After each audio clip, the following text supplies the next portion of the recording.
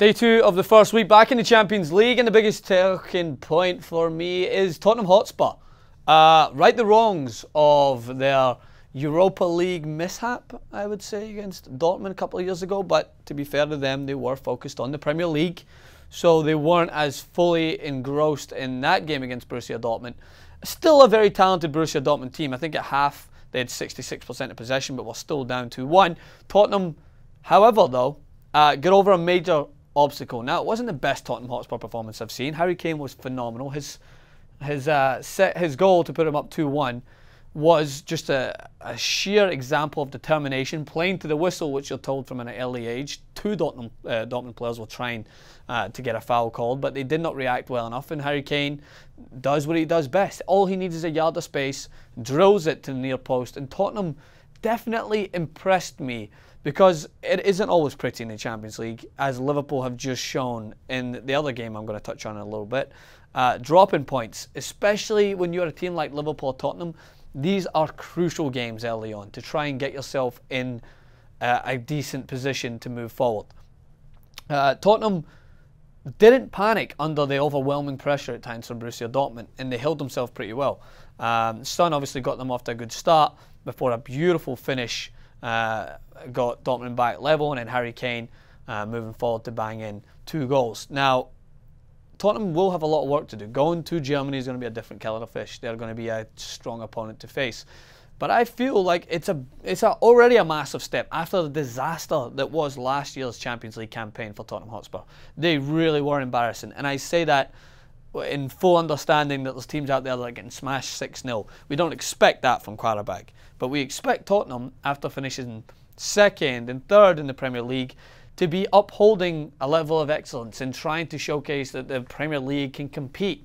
Now, Dortmund are not Bayern Munich or PSG, and I don't think they are going to be for quite some time after moving players in and out. That I think a couple of years ago they had a very strong team, and it's unfortunate the way things go at Dortmund. I'm a big fan of them, but Tottenham Hotspur, I definitely think, have sent a message home that they're at least going to be the top team in that table. Now, moving to Liverpool.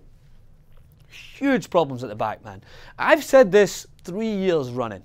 3 years that this company's saying it.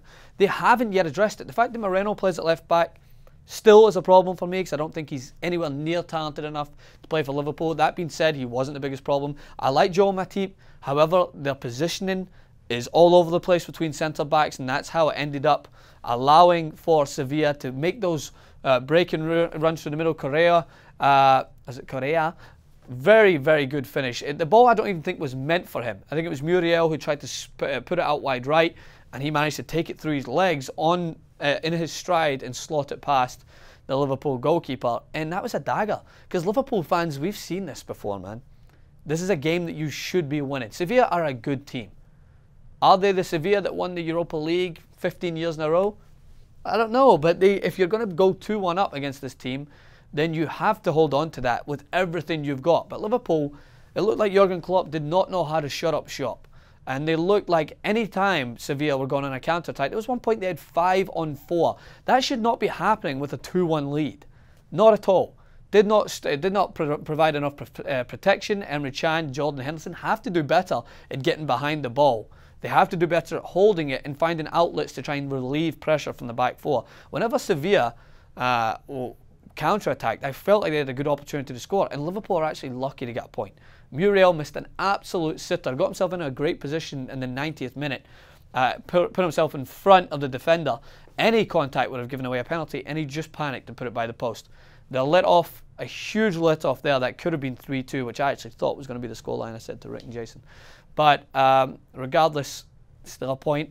It's not the worst thing, but these are games that you have to win if you're Liverpool or Tottenham, because you don't have, I don't think, the consistency of Manchester City, of this year's Manchester United, to be able to go forward, or Chelsea, and win these games. So, troubling for Jurgen Klopp. Don't think he'll be too happy with that, as he showed at the end his frustration towards the Sevilla coaches as well. Manchester City, comfortable job done. Real Madrid, easy peasy. Cristiano Ronaldo, of course, firing in all cylinders, as you expect. He's been missing from La Liga. They miss him.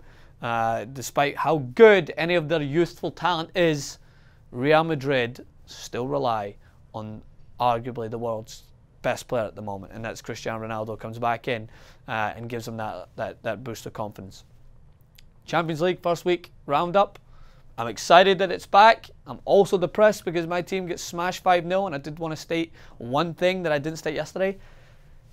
Neymar not shaking the hands of a young teenager who had the duty of marking one of the world's best players, not shaking his hand at the end because of some pettiness early on when you dived. Be a professional, man. Just a coward, man. It was so annoying to see little things like that. I just can't stand people not shaking anyone's hand because of what went on. Jose Mourinho did it at the weekend as well with Mark Hughes. Didn't want to shake his hand. Just stupid pettiness, man. It's embarrassing. Rant over.